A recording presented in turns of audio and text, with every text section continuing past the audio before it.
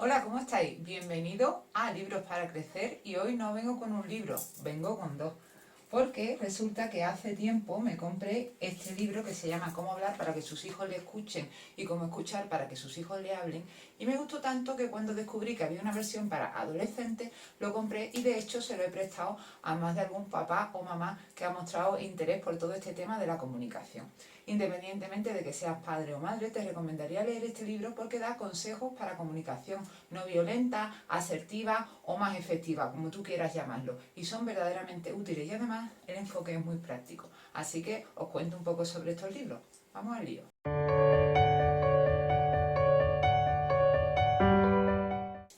Bueno, como siempre empiezo contando por qué los elegí, aunque verdaderamente ya lo he hecho en la introducción. Básicamente me parecen unos libros muy interesantes, seas papá, mamá o no lo seas, porque ponen los puntales de una comunicación, como decía antes, asertiva. Es decir, que te haga poder expresar tus sentimientos sin generar un nuevo conflicto y ayudarte a reconducir o a resolver ese conflicto que te puede inquietar con la persona o a comunicarte mejor simplemente con ella, escuchar y decir tus necesidades también. Por eso me pareció muy útil.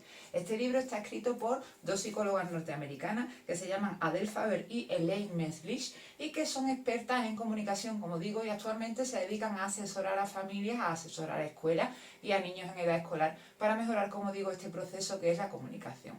Como siempre os voy a dejar una ficha técnica en la que veréis que estos dos libros tienen unas 200 y 200 y pico páginas, creo que 240.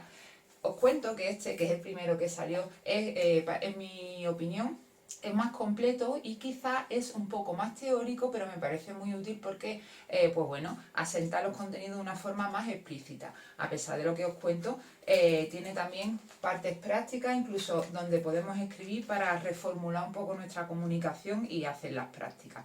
Va recorriendo diferentes situaciones en las que nos podemos encontrar con nuestro hijo e hija a la hora de tener conversaciones o resolver conflictos con ellos y ellas, pero como decía, son conflictos pues, que se te pueden generar con cualquier otra persona, aunque no sea un familiar directo, ¿no? Y en este otro, que es el que digo que es un poquito más breve, pues bueno, es eminentemente mucho más práctico y más corto y tiene más viñetas y más situaciones, ¿no? En este caso, pues se entra en situaciones que suelen vivir los adolescentes. Os cuento que este libro me parece que es de, no sé si el de 2004 y 2005. Os cuento pues que algunas de las situaciones se van a seguir produciendo en el presente y otras pues son diferentes porque en 15 años pues hemos vivido una revolución tecnológica que sin duda presenta nuevos retos a la hora de tratar con jóvenes y con niños y niñas, ¿no? Y entonces ese tipo de situaciones quizás no salen y quizás otras que salen ya se han quedado un poco obsoletas, pero yo creo que lo básico está ahí, lo básico de la comunicación con otras personas no cambia, aunque cambie la tecnología, la verdad. Así que me sigue pareciendo útil. No sé si os he dicho que es de Ediciones Medici, que se suele dedicar bastante a estos temas de educación, padres, el padre, madre, familia, psicología, etcétera. Y bueno, el precio me parece que rondaba los 20 euros dependiendo del sitio donde lo mires, que esto ya sabéis que a veces es muy variable, 18, 23, más o menos cada uno, ¿vale?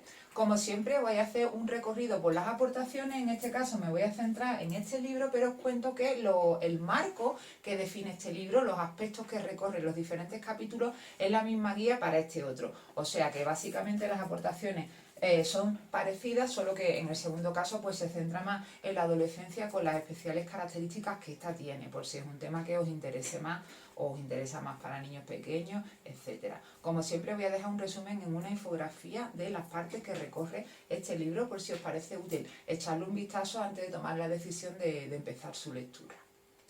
Bueno, pues este libro tiene diferentes bloques, pero los bloques centrales son 6, tiene una introducción, luego tiene al final una especie de recapitulación, pero yo diría que los principales bloques son 6 y son aquellos a los que me voy a ceñir yo.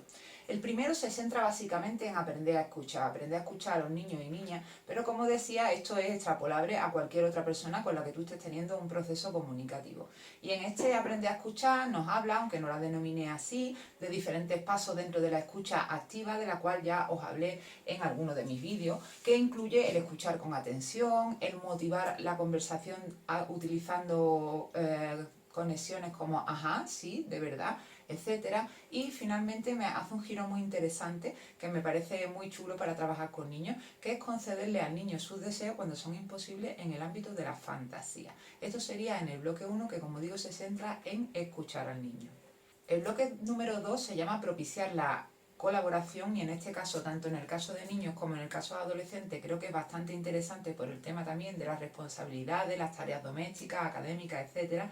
Y bueno, el enfoque que tiene es que más que a que los niños hagan sus tareas o sus tareas domésticas por evitación del castigo, pues que haya un enfoque más colaborativo de las mismas. Y para eso establece una serie de puntos para que el niño, la niña, el joven se dé cuenta de la necesidad de asumir esa conducta, de participar en la responsabilidad que sea y así como digo evitemos un sistema pues más arcaico de solamente castigos y premios. Precisamente el tercer punto, ya que he hablado del castigo, es cómo establecer un sistema de conducta que no solamente dependa de esta herramienta, ¿no? Como es el castigo. Y para ello pues nos hace, por ejemplo, un recorrido entre el manifestar nuestras propias expectativas o necesidades ante el niño o la niña o ante el joven o la joven, el censurar la conducta sin atacar el carácter. ¿Esto qué quiere decir? Quiere decir, como muchas veces yo digo, ¿no? Una cosa es decirle a alguien, hoy estás o es que eres, son cosas muy diferentes, porque cuando tú le dices a alguien es que eres tonto, lo estás diciendo como algo que es inmutable y además es permanente en el tiempo, porque tú lo eres, forma parte de tu identidad y por lo tanto eso no va a cambiar. Sin embargo, cuando yo le digo a alguien es que hoy estás torpe, no eres torpe, sino estás torpe, estoy concediendo el que hoy esa persona, por lo que quiera que sea, pues esté fallando un poco, pero que hay cambio, no es algo inmutable ni es algo que forme parte al 100% de cómo es esa persona, es algo que hoy está pasando. Pues en esa línea, pero un poco más complejo, viene a decirnos que censuremos la conducta sin censurar la personalidad, es decir, te has comportado mal hoy, no eres un desastre, es que hoy te has comportado como un desastre. ¿No? Un poco en esa línea. Como digo, me parece muy interesante marcar ese matiz porque muchas veces somos nosotros los que con nuestra forma de comunicarnos ya le estamos diciendo al niño si algo tiene arreglo o si es mejor no molestarse, porque total, muchas veces asumimos las cosas que nos vienen de fuera cuando son tan tajantes, ¿no? El punto número 4 nos habla de cómo estimular la autonomía, cómo tener, yo creo que algo que tenemos todos claro, ¿no? Es que tener niños, niñas y personas en general autónomas, pues hace individuos críticos y más válidos. Pero a veces no es fácil fomentar esta autonomía, así que en este apartado vamos a ver diferentes aspectos para poder hacerlo. Por ejemplo, uno que me ha parecido especialmente interesante es darle al niño diferentes opciones para que tome una decisión, porque muchas veces nosotros, en nuestro no querer que los niños y nuestros hijos, nuestros pequeños, si no son nuestros hijos, son personas que tenemos a nuestro alrededor, sufran y se equivoquen, pues se lo damos un poco todo ya decidido y hecho y eso precisamente no fomenta la autonomía. Entonces, como digo, me parece un aspecto interesante, no desalentar, es alguno de los otros puntos que desarrolla, que también muchas veces, pues eso, como digo, como queremos los mayores poner el parche antes de que salga el grano, pues ya le decimos, no hagas esto porque va a pasar tal cosa, pues a lo mejor no desalentarle en ese sentido. Va dando pinceladas interesantes. El siguiente apartado habla de el elogio y la autoestima, porque muchas veces hace referencia a que es mejor describir lo que vemos en lugar de evaluar. Y con esto engancho con lo que he dicho antes, ¿vale? Por ejemplo, si yo entro al dormitorio del niño y está hecho un desastre y le digo al niño, eres un desastre, pues no le estoy dando opción al cambio. Y sin embargo, lo que hago es describir lo que veo. Hay camisetas encima de la cama, la botella de agua está por el suelo, los libros no están en su sitio, pues simplemente no estoy diciendo que la persona sea un desastre, sino que en ese momento tiene que reaccionar de otra forma. Lo mismo sucede con el elogio. Cuando yo describo lo que veo, no estoy evaluando de una forma tan explícita a la persona, pero sí le está llegando esa afirmación. Finalmente, el bloque número 6 me ha parecido, bueno, no me lo esperaba, me ha parecido original y se llama Cómo librar al niño de encasillamiento y me parece algo muy necesario porque muchas veces ya sabéis que hablo continuamente de la presión social que sufren los jóvenes, porque en este caso porque yo trabajo con ellos y soy como más consciente, pero bueno, que sufrimos todos, eso está clarísimo y por eso también le dediqué un vídeo en el canal. Entonces, darle al niño opciones para que sea quien quiere ser en un momento dado y no tenga por qué encajar en las expectativas de nadie y mucho menos de la sociedad, creo que es algo súper interesante para tener a niños y niñas y personas en general con la autoestima sana, porque no olvidemos que la autoestima se sigue formando y forjando a lo largo de la vida y entonces en un momento dado que tú ya no seas un niño, seas un adulto, pero sientas ese peso de lo que se espera de ti, de las expectativas, es igualmente negativo para que tú seas feliz y para que tú te sientas bien contigo mismo, contigo misma. Entonces el que te den pauta para que en tu comunicación tú abras la puerta a que las personas sean quienes quieren ser, me parece especialmente bonito, la verdad. Y como colofón del libro, pues ahí lo dejo. Como os decía, ¿no? Tenemos también en ambos casos una especie especie de, pues no sé si decir resumen final o conclusión o algo así.